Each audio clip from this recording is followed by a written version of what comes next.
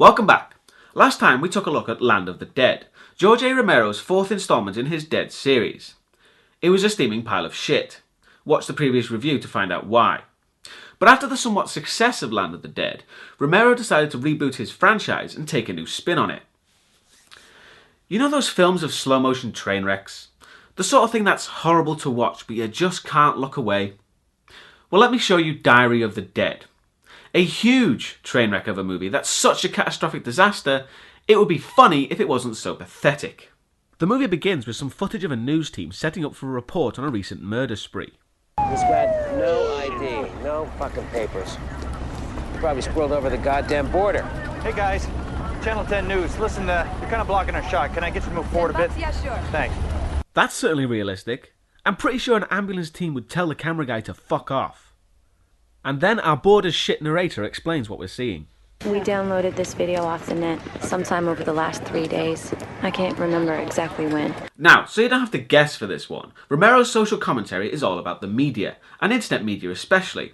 And just like last time, this movie also has not so subtle nods to the war in Iraq, with constant references to the government not giving the public all the information. Because why make a zombie film if you can't cram shit in there that makes no narrative sense? Anyway, I'll spare you the majority of this garbage opening, mainly because the actors seem like they're reading from cue cards rather than acting. For example, watch this. Jesus. What? I don't believe this. What? Is there something with the camera? Just fix it. She's still moving. Oh, for Christ's sake, Brody, I'm right in the middle of a what? What? Jesus fucking Christ. God's sakes. I thought they were dead. That's not how normal people act. Generally, if someone reacts to something behind you, you look behind you. And why is she so annoyed by the people being alive? It's just bizarre. And then the zombies attack. Are you alright? Jesus. What the fuck is that? Just keep still. The other one's moving. The other one's coming up too. That was a hell of a kick too. I guess judo is on the paramedics exam. The cops shoot immediately without even attempting to communicate, because no one needs to react in a realistic manner. Speaking of which...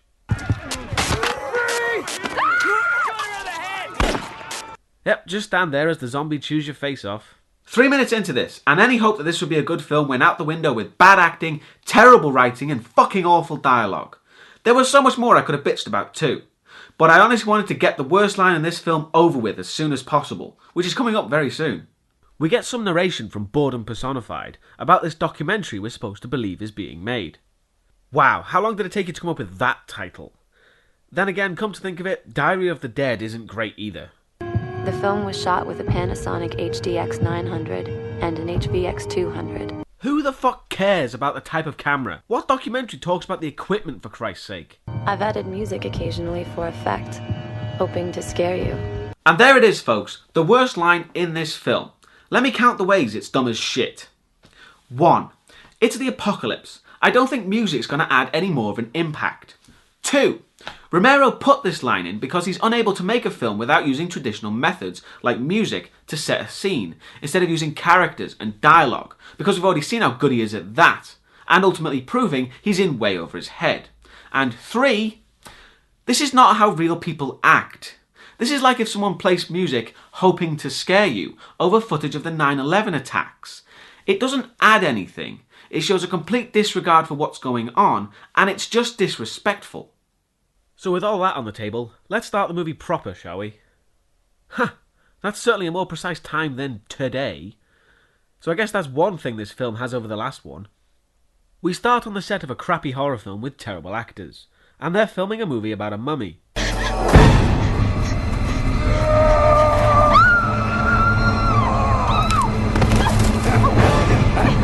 No, cut!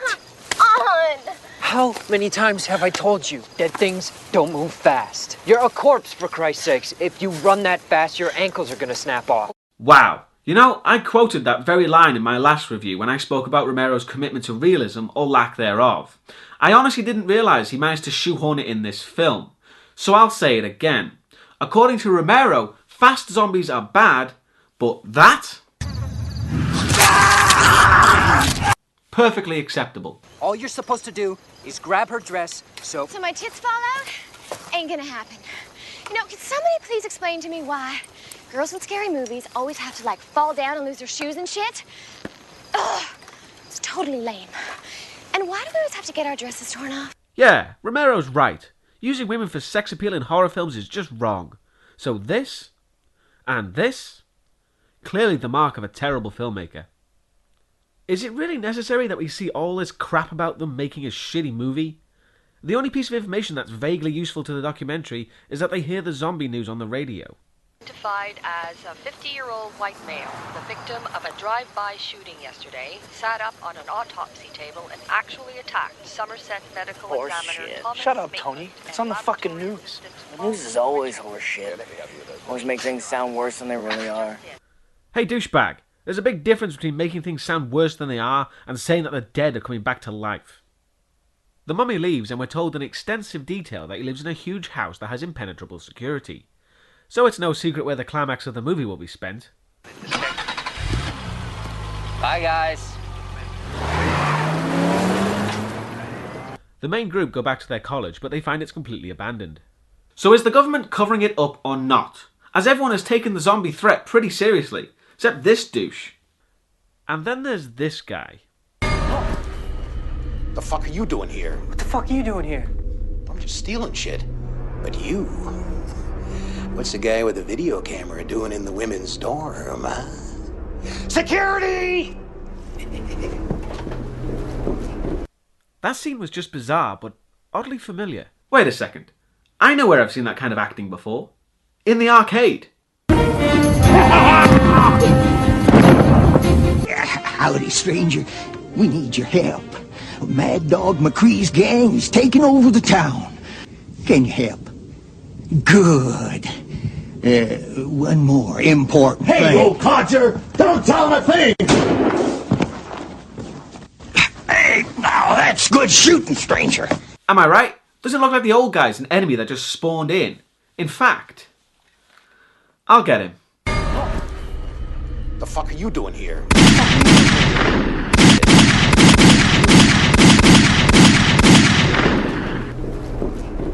Damn it, missed. The cameraman finds our narrator's room and she tries to call her parents, but there's no answer, giving her a quest to find them. So they're off in the RV, and everyone gets a neat and forced as fuck introduction. To save time, I'll introduce them for you. There's Pleh, Meh, Geek Stereotype, Duh and Burr. What's that? Oh, this is my camera. Mine. Thurman and Thorson. Give me a kiss. Oh, and I'm from San Antonio. That's in Texas. Why would you cut that into your motherfucking documentary? There's also Alcoholic and Ghost, who could really use her Bridget werewolf right about now. Of a terrorist attack. You're right. There's no indication of any terrorism. We believe these are simply isolated and unrelated phenomena, and we expect things to return to normal very soon. See? Already starting to play this Center shit for down. Disease Control. You were the one who said the media would exaggerate events. Make up your fucking mind. They come across a car crash with a burnt and smoking trooper walking towards them.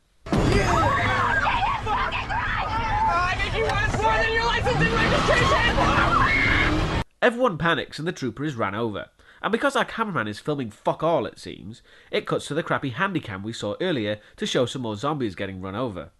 Gotta justify that other camera somehow, haven't we? They stop in a field and Ghost has lost it at this point because she thinks he killed people. Now I'm not saying this isn't a realistic reaction, but after seeing crispy fried trooper trying to eat her, you'd think she'd put two and two together. So they all wait around, gawping at Ghost, who's sitting in the middle of the field. And because they're all so caring and attentive people, Ghost shoots herself in the face. That was so perfectly framed thematically as well. God forbid we have a touch of realism. There's more panic as everyone crowds around, not knowing what to do. But it turns out Ghost won't be going down that easily, and she's still alive. And the camera cuts immediately to some hospital. So we get some pointless dorm room shit, but a frantic drive to the hospital to save someone's life, that's not worth being in your documentary? And the place is completely empty because, you know, mild speculation and media exaggeration would clear out a hospital. The camera begins to lose power, which wouldn't cause it to flicker like it does. Why is it in found footage movies where the camera shown is the one being used, and yet the filmmakers still make it do things that just wouldn't happen? They search some more and come across someone still in the hospital. Excuse me. Excuse me. It's a zombie. We have an emergency. Our friend is hurt and we need help. I'm telling you, it's a zombie. Oh my god. What's wrong with him? He's dead! Oh my god, it's a zombie. No way, who would have thought? After shooting at it a bit, it's finally taken out with a headshot. However, the fun doesn't stop there, as another zombie is on the way. The gun conveniently jams, however, a narrator grabs a makeshift weapon. Attention. Come over here. Come over here. Here, come after me. Careful, Deborah. Careful. Shock advised. Jesus, oh, Christ. Defibrillators don't work that way. I know because I don't need to tell you they don't work that way. You already know they don't work that way. The zombie rises from death a second time and is much more sensibly shot in the head. Let's go. So our cameraman insists on staying with Ghost and his camera so it can charge. This is another usual problem with found footage. It's so very difficult to justify a character constantly carrying around a camera. Otherwise you risk the character coming off as a complete asshole. And I say that because throughout the entire movie, he comes off as a complete asshole. Our cameraman suddenly hears shots and screaming, and then our narrator just slowly and calmly walks back. I found this in one of the other rooms. Oh, how fucking convenient. Now we can have a multiple angle film, so even less thought needs to go into the found footage illusion. The narrator insists on showing that she can scream. It's just a shame she can't act just as well. And she has been chastising our cameraman throughout so far for constantly using his camera. So when a dead body starts moving, she immediately starts filming. So that's consistent. Oh god. Huh. Where have I seen that before?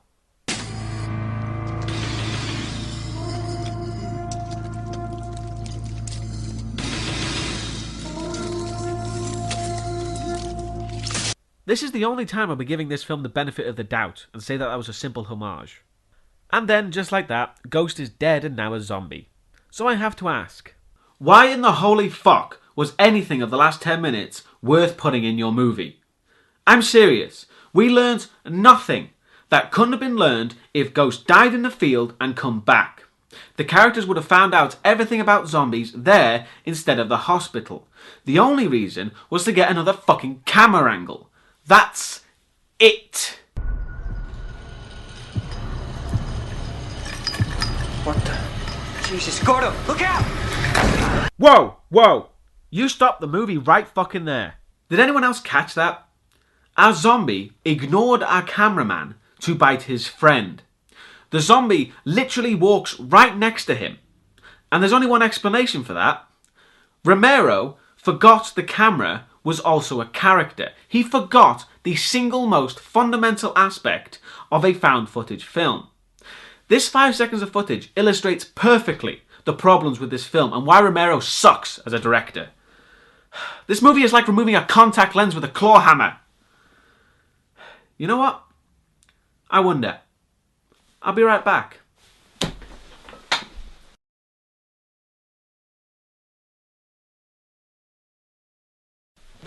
Whew. Turns out the movie's worse. Let's continue. So a guy's been bitten and the only one to fight the zombie is the geek stereotype. So at least that's one cliche this movie's trying to break, I guess.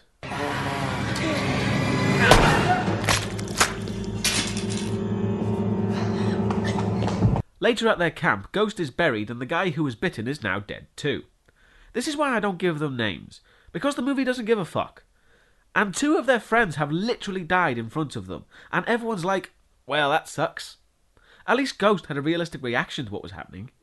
So they want to shoot him in case he comes back to life, which we know he will. So they wait, and sure enough, he does.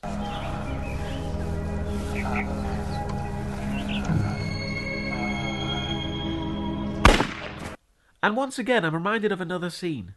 Kind of thing is out. You know, the things that you're talking about here sound like just a bunch of people talking, This is not political rhetoric. We're not fighting. This is not the Republicans versus the Democrats. They've got us in the hole economically, or we're in another war. It's war. I'm watching your movie. There's a fine line between homage and copy. Poor Gordo. He just flunked out. Ah, such compassion for a fallen comrade. While on the road, their RV broke down, so they push it to some farm. And then the only good thing in this movie is introduced. A deaf-mute Amish man called Samuel. And he does this. Christ. Jesus Christ. I thought the Amish were friendly folk.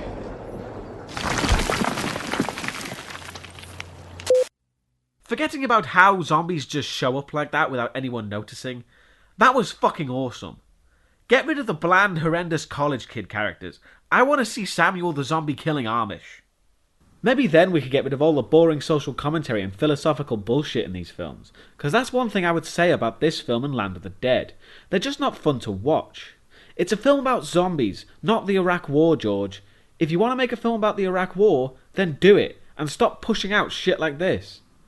They've hooked up the second camera to a laptop and are watching the footage left on it, which has also been spliced into the documentary because they wanted to make it a little more hideously perverse with actual footage of people being eaten. Of course, the obvious question is, why was the camera taken to the hospital in the first place? If somebody requires emergency medical attention, usually making sure they've got a camera handy isn't really the first priority. But like I said, we needed a second camera angle apparently.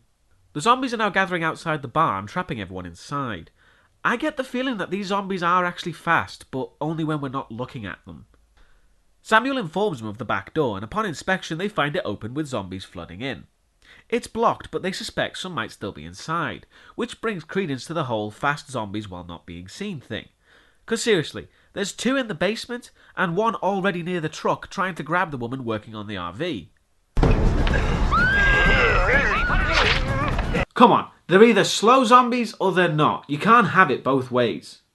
Fortunately, Samuel is there to stop the zombie with a scythe. They open the doors and get ready to leave, but Samuel is caught by a zombie.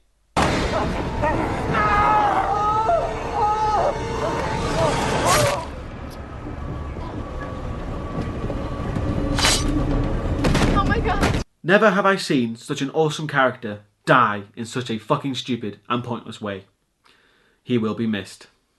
May he dynamite in peace. The group are scouting a location to get supplies in a similar scene to the opening of Land of the Dead, actually. Hey, wait a second. That's dead meat. From Land of the Dead. No wonder that scene looked familiar.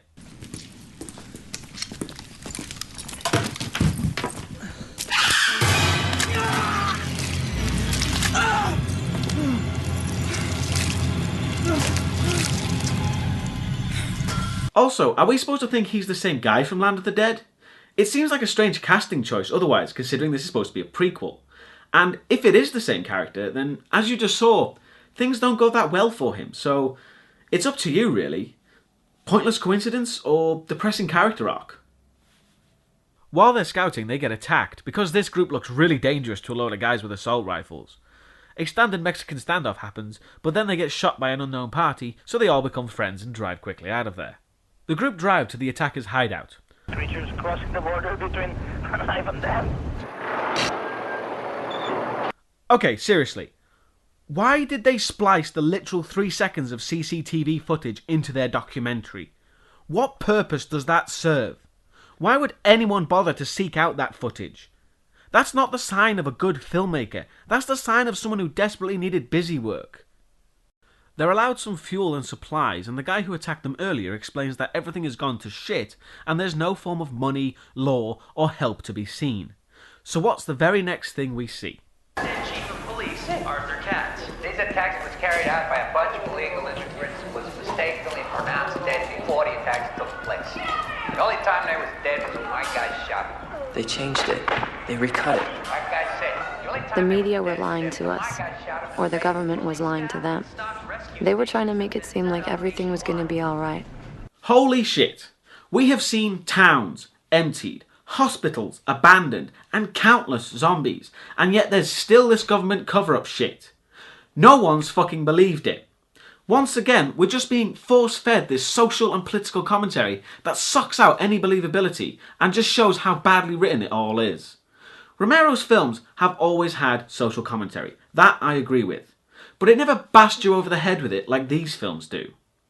And then our cameraman films himself editing a part of the movie we just saw.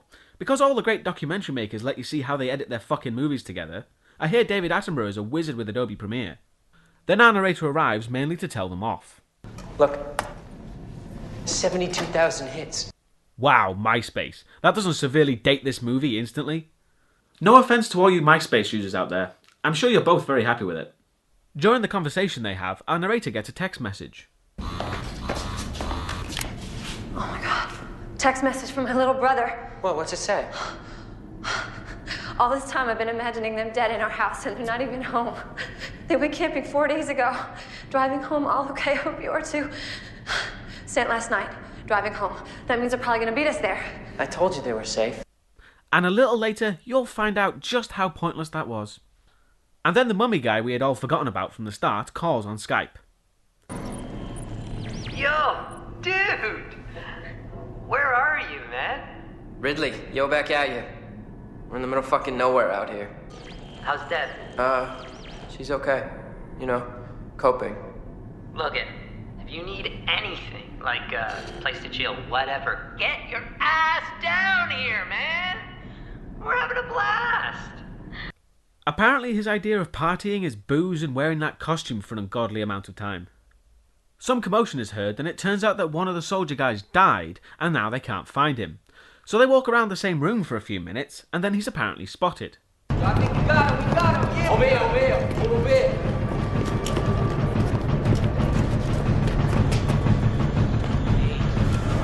Oh, shit! Fan-fucking-tastic. They lose a zombie, and then they go around shooting each other. Is anyone in this film actually competent? Samuel is, of course, excluded. He is too awesome for this film.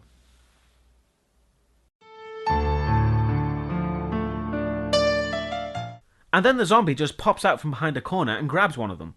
Where was he hiding? Considering most of the soldiers came from the same direction he did, is he some kind of stealth zombie?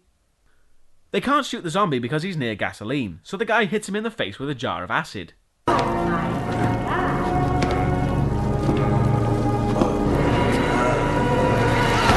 Yeah, I don't care how potent your acid may be.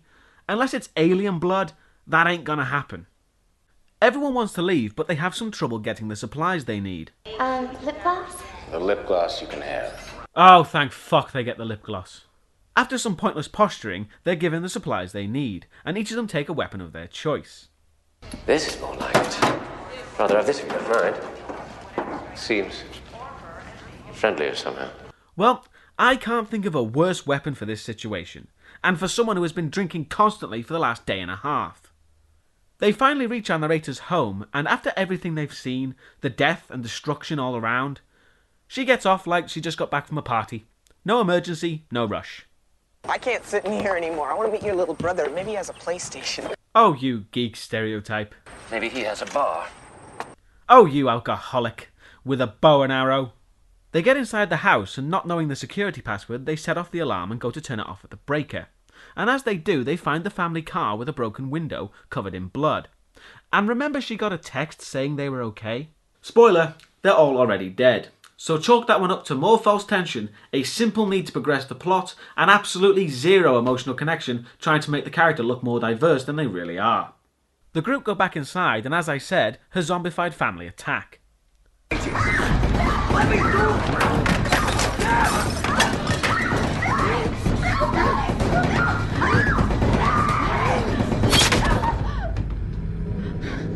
What the fuck are those arrows made of? That's either a really light kid, or those arrows are made of titanium buried a meter into the wall. But at least the zombies are slow, otherwise their ankles would break. Because that's realism!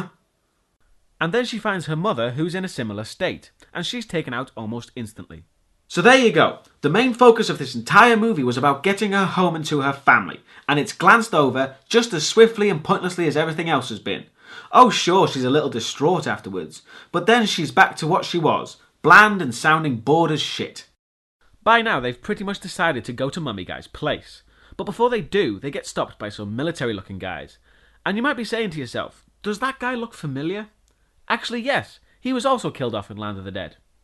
However, he is actually a character from Survival of the Dead, which is a movie we'll be looking at next time, and I'll be going more into his character then. So for now, I'm just going to say it's needlessly confusing. The soldiers tell them to turn off the cameras, and off screen they proceed to take everything they have, except for weapons. Now that's an achievement. Making your characters complete dicks before you even release the movie they're in. That's just fantastic work. Bizarrely, the film switches focus without explanation to camera footage of some kind of SWAT team raiding an apartment complex.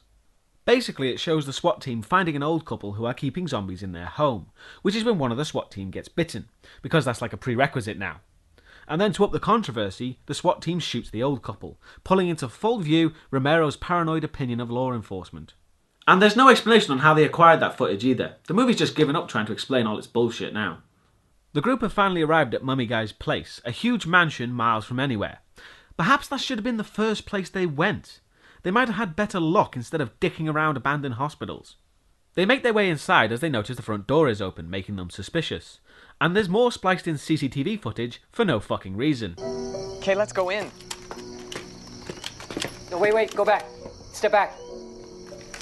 I want to cover everything.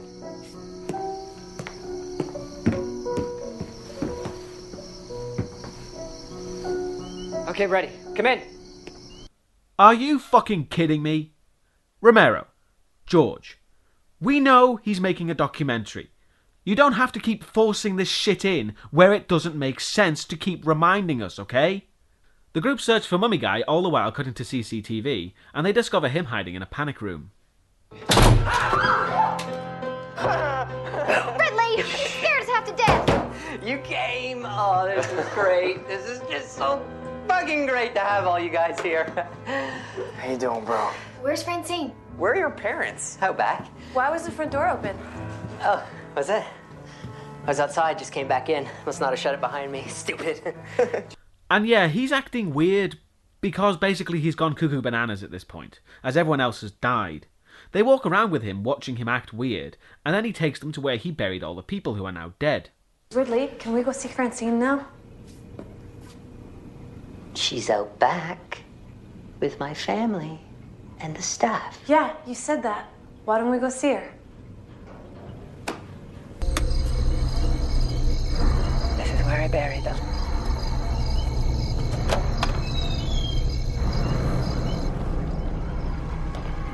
Sweet Jesus.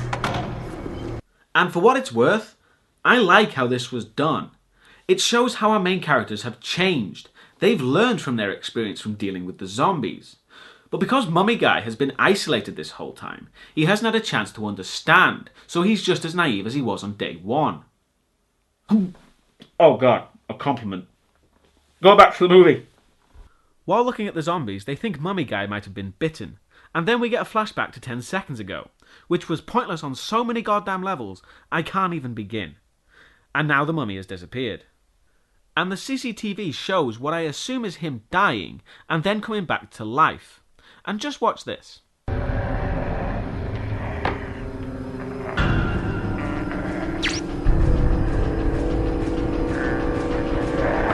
Do you hear the music?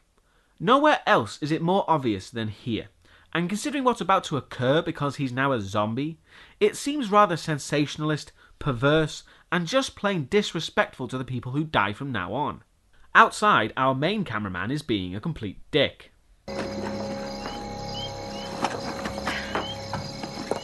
Jason, a little help here? I'm shooting. And then zombie Mummy Guy, the zombie, turns up and attacks, so they're now on the run from him. What a coincidence, it's just like the movie they were shooting. How about that? See? I told you dead things move slow. Oh, fuck off! Our cameraman keeps up with the zombie, and you know what happens? Two things.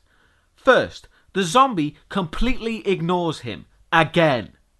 And to make it worse, he keeps filming, and does fuck all to help. He's basically making a snuff film at this point, and he's just letting it happen. This guy's a terrible person, and nothing justifies his actions here. No one would realistically do what he's doing right now.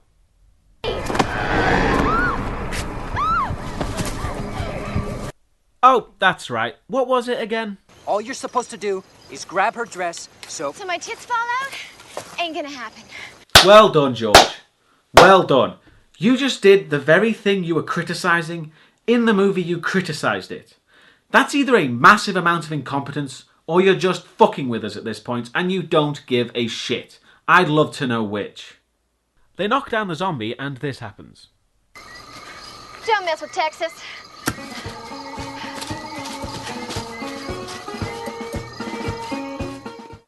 Why the fuck is that in there? I've added music occasionally for effect, hoping to scare you. Yeah, that's some really fucking scary music right there. So then she does the most sensible thing anyone's done in this movie. She leaves, taking the RV, which frankly can only be a good thing at this point, so more power to her. Inside, a zombie has made his way back, and what's the first thing he does?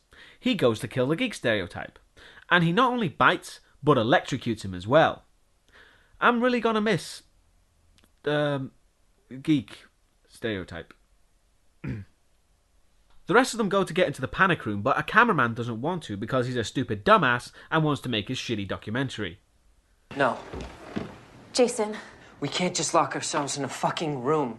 We'd be locking ourselves out of the world. That's the whole point. We lock ourselves out of the world before the world bites us on the ass. We've got weapons. We can take care of whatever comes.